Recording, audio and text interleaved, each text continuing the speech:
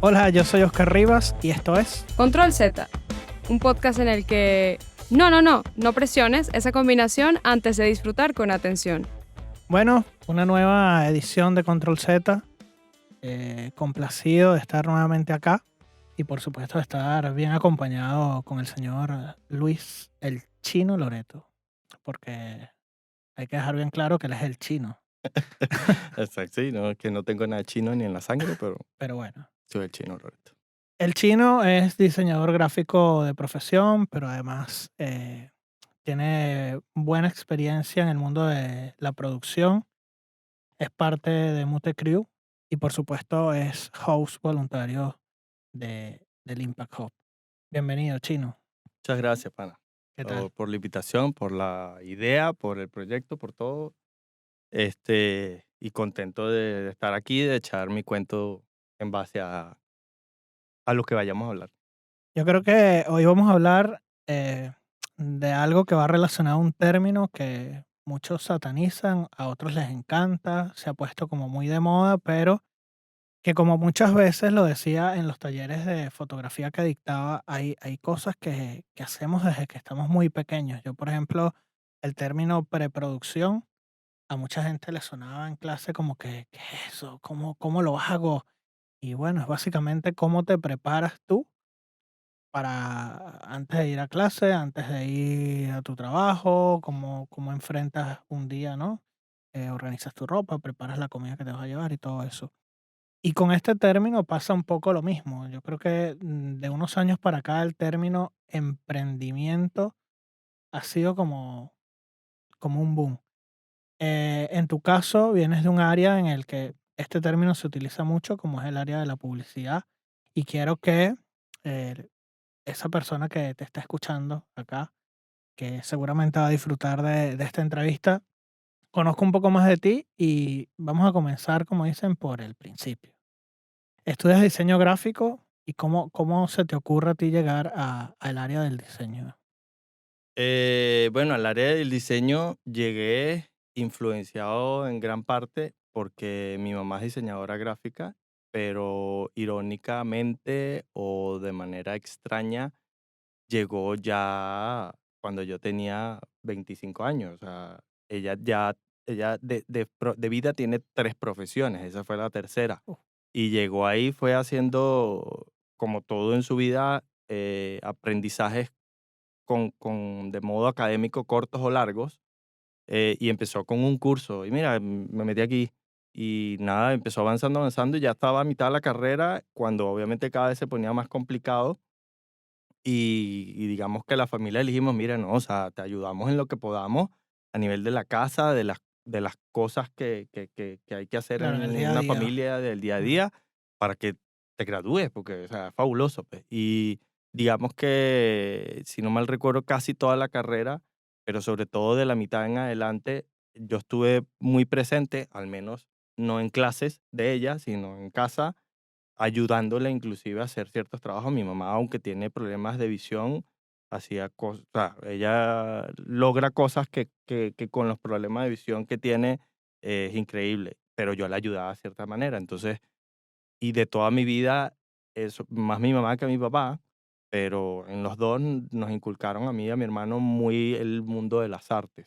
Nos llevaban a museos, etcétera. Entonces, yo inclusive decido meterme en diseño gráfico como carrera de pregrado meses antes de comenzar clase, ya teniendo un año y tanto de haber terminado, de haberme graduado de la universidad. ¿Qué pasa? Mis padres tuvieron la oportunidad y me mandaron a Estados Unidos a estudiar inglés. Y durante ese año, ¿qué voy a Bueno, hacer? No lo sé. Antes de ese año, el último año de bachillerato, lo que hice fue presentar en todas las universidades lo que más me gustaba de cada universidad. y Y si ya. quedaba en alguna, bueno, ahí veía, que es una edad que al parecer es muy natural que eso pase. Sí, sin duda Y nada, alguna. me metí en la carrera, hice mis 5 años de la universidad y después empecé a trabajar, no enseguida, porque típica Mm, estudiante recién graduado, Que necesitas nadie te experiencia conoce, claro, 5 años de experiencia por lo ese- menos. y es difícil, pero bueno, entré en una agencia de publicidad relativamente pequeña, pero donde pude hacer ciertas cosas interesantes. Trabajé 2 años y medio, si no mal recuerdo, ahí, donde lo principal que yo hacía era un encartado publicitario, que salía encartado, valga la redundancia, en el Universal. Ok.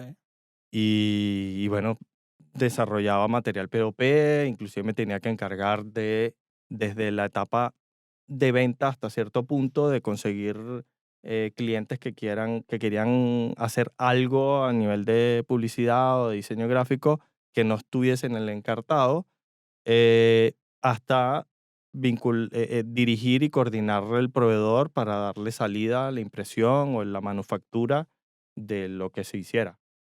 Eh, Al menos en Venezuela, y creo que todavía las carreras de diseño gráfico, la parte básica y teórica y práctica está muy abocada en el mundo de las artes gráficas impresas, Principalmente, sin duda. en el mundo de las artes de publicitaria, diseño Mm, publicitario y algo editorial. No hay otras artes que fui claro. desarrollando en el camino.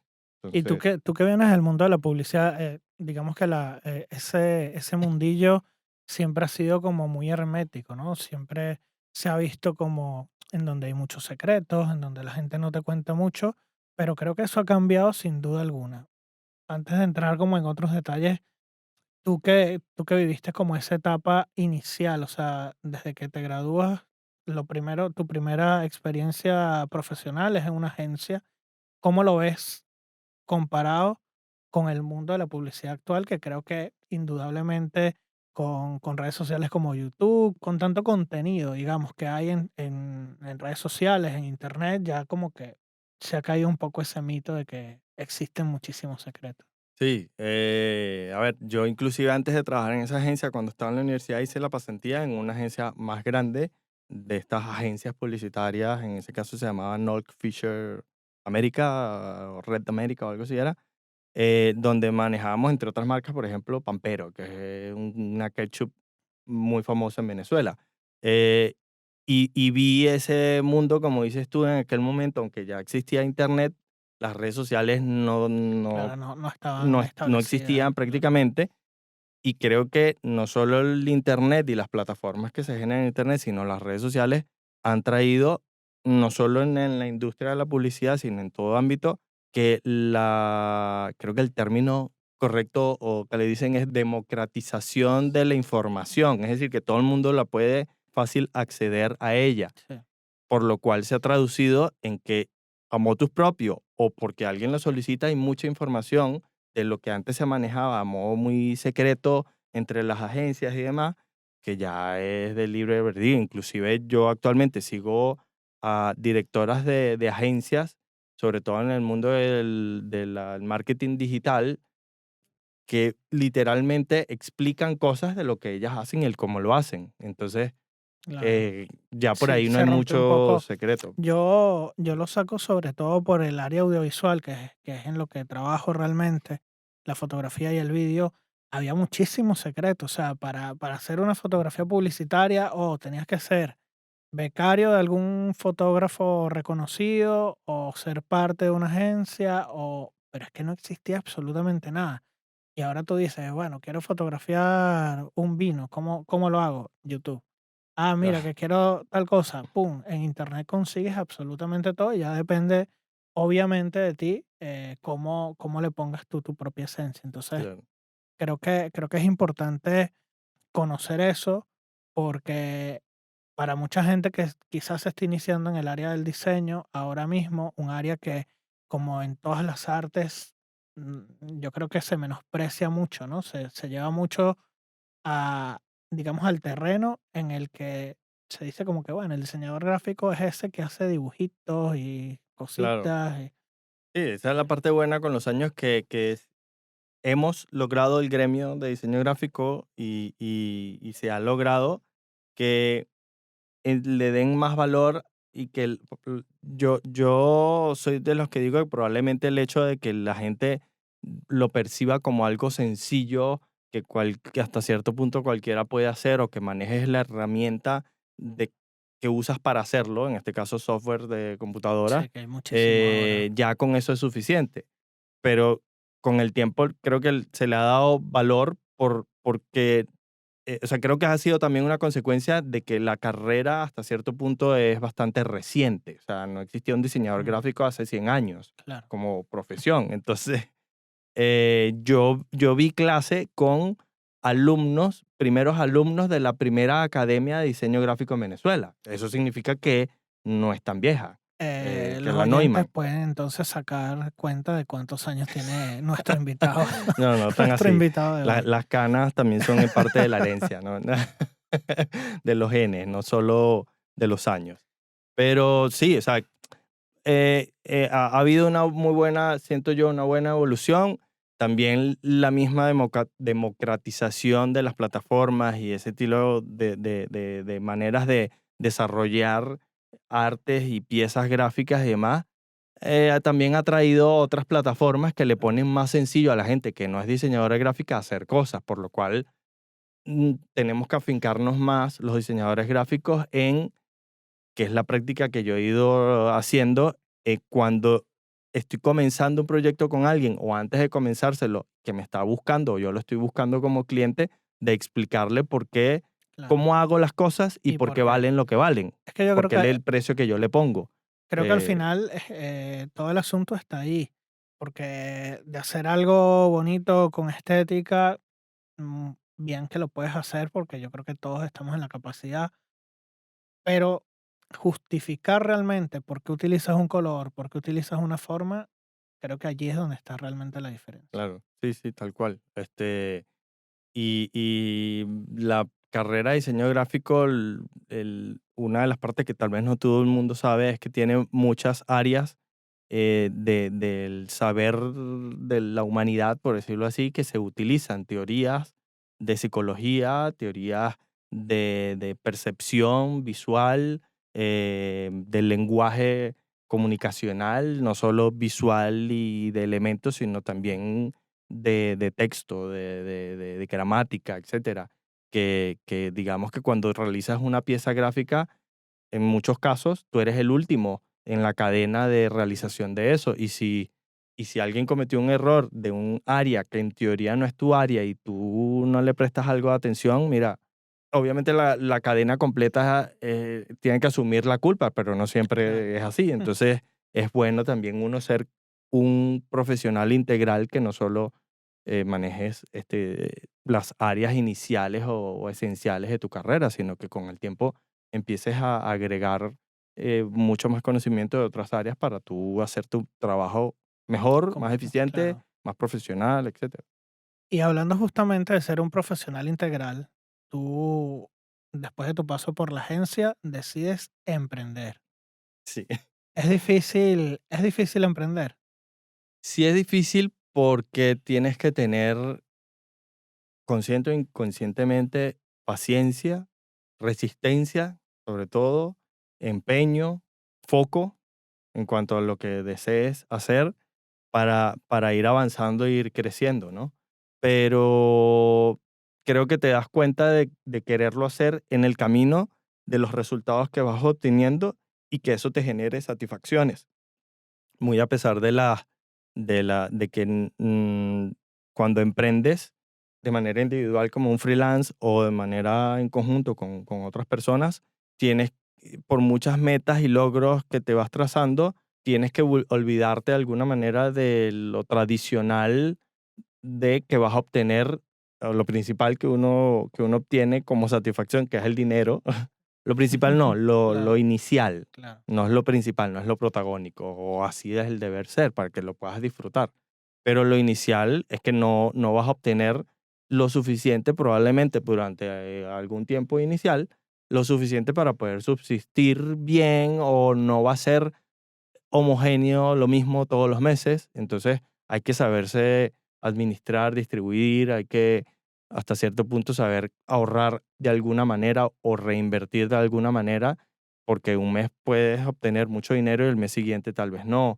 También inclusive durante el año hay ciertas épocas que al yo venirme a España me di cuenta que también dependen del país, de la industria, de la economía del país, de la cultura del país, porque hay ciertos meses que en Venezuela no facturas igual Claro. o no facturas nada que son meses distintos en el año a Ya, los meses que no facturas en España. claro. Cosas como que yo, no cuando llegué, sino al rato, y también informándome por redes sociales y demás, que aquí en España al menos, no sé si en Europa entera será así, el mes de agosto es casi nulo. O sea, literalmente todo el mundo se va de vacaciones. Sí, es Entonces, que básicamente yo supongo que en los países en donde hay distintas estaciones sí, marcadas, establecidas, todo así como la gente cambia su tal cual. armario, tal, pues también Sí, existirá sí, un el poco. ciclo de la vida, de las rutinas, de tu vida diaria, anual, es distinto al menos con Venezuela o con el mundo del Claro, trópico, no sé. Entonces, es muy marcado eso. Y también es porque, claro, nosotros venimos del trópico o de Venezuela, donde el clima es prácticamente igual todo el durante año. todo el Hasta año. cierto, o sea, lo que marca mayor la diferencia es la lluvia, el sol y hasta ahí.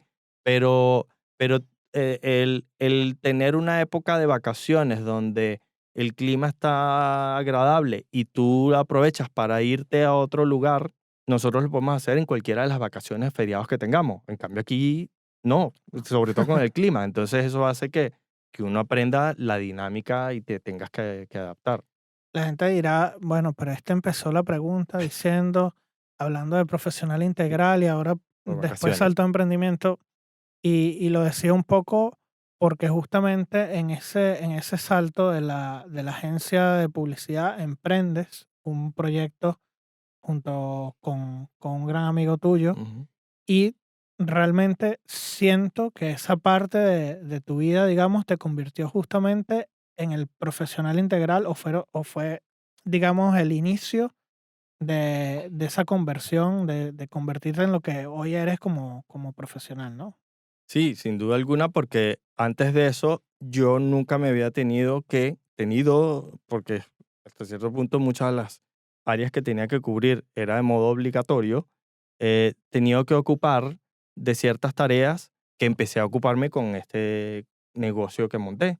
Antes de eso, en la agencia o así sea de modo freelance, era desarrollar las piezas gráficas, las tareas, los objetivos, muy a modo diseño gráfico y ya, si acaso, elaborar presupuestos que ya había cierta estructura de costos en el mercado de lo que uno hacía, más el costo del proveedor, más un porcentaje de ganancia y ya, hasta ahí. Entonces el tener que encargarme al emprender, tan sencillo porque una vez se rebotó un cheque, cuando se usaban más los cheques, y que te das cuenta, rebotó y que tengo que estar pendiente y llevar Una una contabilidad. contabilidad, una administración, tengo que entenderme con un contador, tengo que entender la terminología de la contabilidad, tengo que entender muchas otras áreas, no solo el lado de administración, el lado de ventas, de cómo, qué debes de hacer, qué no hacer, de si tienes un socio, tener un mismo discurso de cuando estás solo sin esa otra persona, de que si se encuentran con cada socio por separado, tengan más o menos una misma línea de lo que ofrecen, ¿no?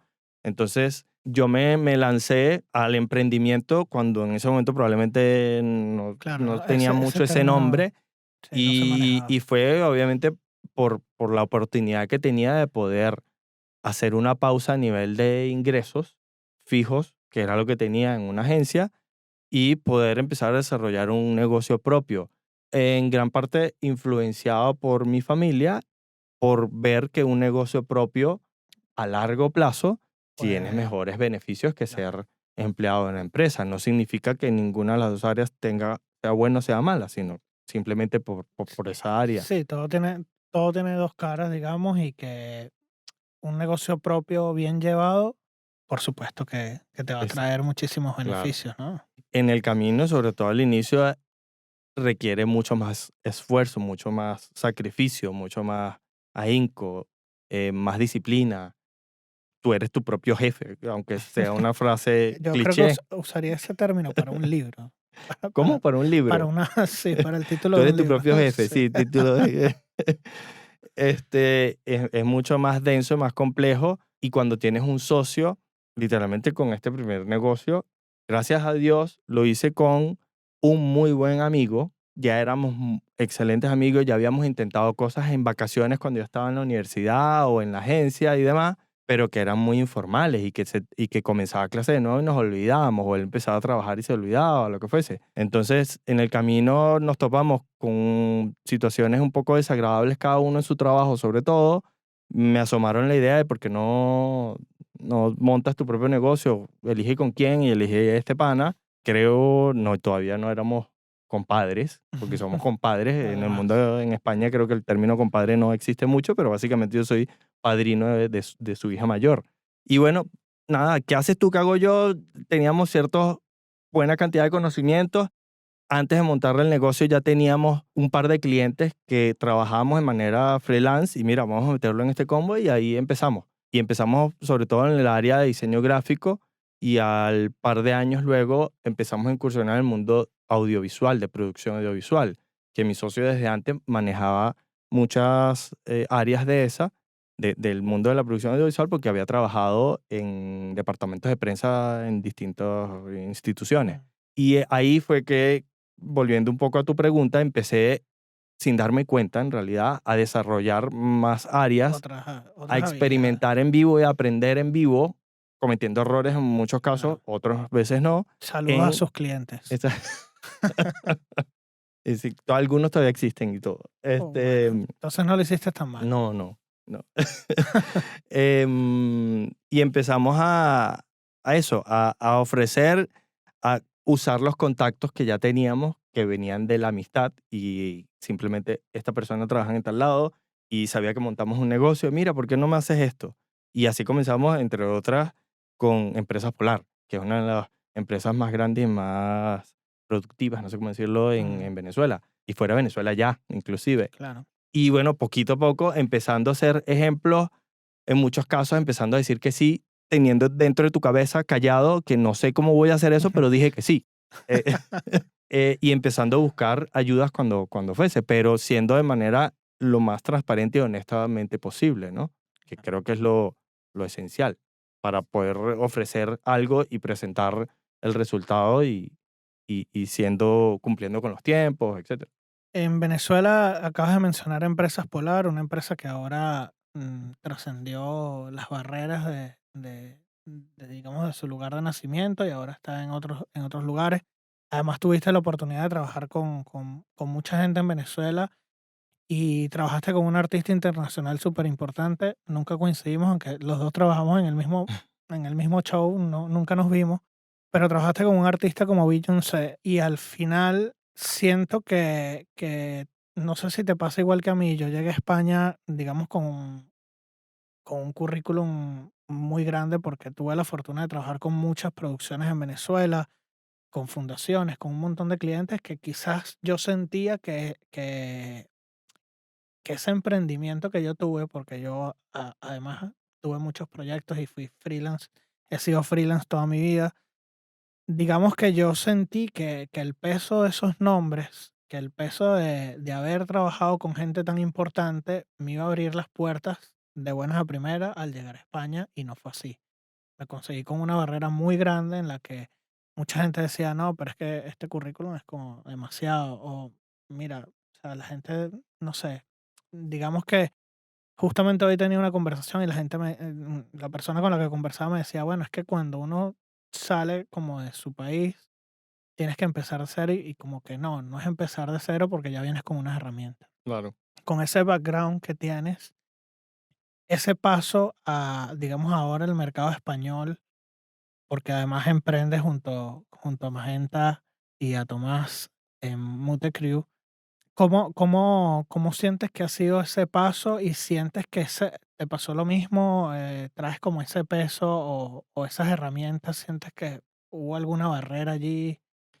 Eh, yo creo que barreras como tal, al menos yo no me he conseguido. Sí he sentido que la dinámica, la cultura, la estructura, los tiempos son un poco distintos y simplemente hay que entenderlos y adaptarse porque no puedes pretender que medio país o el país entero se adapte a tu Claro, manera de trabajar. de acuerdo, totalmente. Em, pero eso, o sea, yo sentí o siento que por muy haber trabajado en muy buenos proyectos, muy buenos eventos en Venezuela, los puedo presentar, pero no necesariamente hasta van a saber qué son, porque la misma cultura, el distanciamiento parece mentira que no sé en toda Latinoamérica, pero en Venezuela me he dado cuenta al vivir en España que tenemos mucha influencia de Estados Unidos. Eh, Muchísima. en todo lo que es cultura, en lo que consumimos, en lo que vemos, en lo que hay en la calle, en la manera de presentar las cosas, en los tiempos, en cuándo son las vacaciones, en todo. Entonces, aquí en España no he sentido rechazo en ese aspecto, pero simplemente, mira, o sea, no les calza, no les cuadra y bueno, Claro. hay que simplemente mostrar lo que uno quiera mostrar adaptado. Si te toca quitar cosas, quitas Sí, cosas. que creo que ese es el paso natural. Pero creo que en Venezuela, creo que igual, probablemente sea igual en todo el mundo, lo que necesitas es conseguir, buscarte momentos, oportunidades donde puedas demostrar tus conocimientos y aplicarlos y ver lo eficiente, que vean lo eficiente que eres, lo productivo y creativo que eres para poderte ir abriendo paso. Te vas a conseguir con muchas, pero no son todas, y yo que he sentido que son pocas, reacciones de no necesariamente rechazo, sino que al principio tal vez no te entienden, etcétera, pero creo que para bien o para mal el mundo también se ha ido globalizando, mezclando, entonces cada vez es como más común que en un entorno profesional haya un mix no solo de profesiones, sino a nivel de culturas, de conocimientos, y eso en el fondo enriquece lo que se esté haciendo, ¿no? Sí, creo que al final un poco con todo el movimiento que hay hoy por hoy a nivel digital, con todas las herramientas, creo que muchas veces, quizás en la cultura latina está como más, tiene como más influencia de, bueno, tienes que tener un currículum que impacte y ya básicamente lo que más importa es lo que tú puedas demostrar en un momento determinado, ¿no? Que Claro, realmente eres la persona adecuada para ese proyecto. sí, tal cual. Y claro, cierto punto de comparación puede ser ya en el mundo del emprendimiento. En España no puedo comparar porque, bueno, para bien o para mal, no he tenido un desarrollo profesional como empleado en una empresa, ¿no? Y parte de por eso, desde un inicio de venirme, era poder desarrollar lo que ya veníamos desarrollando Tomás, Magenta y yo en Venezuela, porque los últimos 3, 4 años del proyecto, que nació de manera muy orgánica, tuvimos proyectos muy buenos y de calidad y de concepto excelente, más no necesariamente, o sea, con una variedad amplia de presupuesto, por decirlo de esa manera. O sea, podíamos hacer cosas, proyectos con clientes, artistas y demás, que no había dinero de por medio. Y hicimos cosas maravillosas, como también en los proyectos donde más dinero había de por medio, obviamente había mejores herramientas para trabajar y salieron cosas maravillosas. Entonces, bueno, nos topamos con una realidad de un año para otro, en meses, en pocos meses, que nos fue cambiando y bueno, simplemente dijimos, bueno, ¿por qué no apostar al menos a obtener conocimientos en otro lugar? Y después en el camino fue que constituimos y nos establecimos o nos hemos estado estableciendo en España, en otro país. Ya estamos llegando casi al final, pero me gustaría que antes de hacerte como la pregunta del millón, rápidamente, 3 errores que sientes que cometiste en tus inicios y que hoy han quedado como muy visibles para ti y dices como, mira, oye, mira, esto fue un error, esto fue rapidito. Oye, me agarraste un poco fuera de base y tal vez no las tenía pensadas todas, pero lo que me viene a la mente tal vez es, yo hubiese pensado de tener un poco más claro al inicio de emprender que estaba emprendiendo, por decirlo así, y que tenía que empezar a manejar otras áreas de conocimiento que no eran directamente relacionadas a mi profesión de carrera académica o a mi área de oferta al público. Aunque en el camino me fui dando cuenta y me fui metiendo en cursos, en academias y demás para entender esas otras áreas, tal vez si los hubiese concientizado y los primeros meses de emprendimiento hubiesen estado enfocados mucho en aprender esas otras áreas, tal vez el resultado hubiese sido distinto, probablemente mejor, no lo sé. Sin duda alguna, tener en la medida de lo posible, más no frenarse por no tenerlo, sino irlo construyendo lo antes posible, pero construyendo en el camino una ruta a seguir. Y sobre todo si tienes socios, si no eres tú solo, que en el mundo de emprendimiento, bueno, tiene su nombre plan de negocios y demás.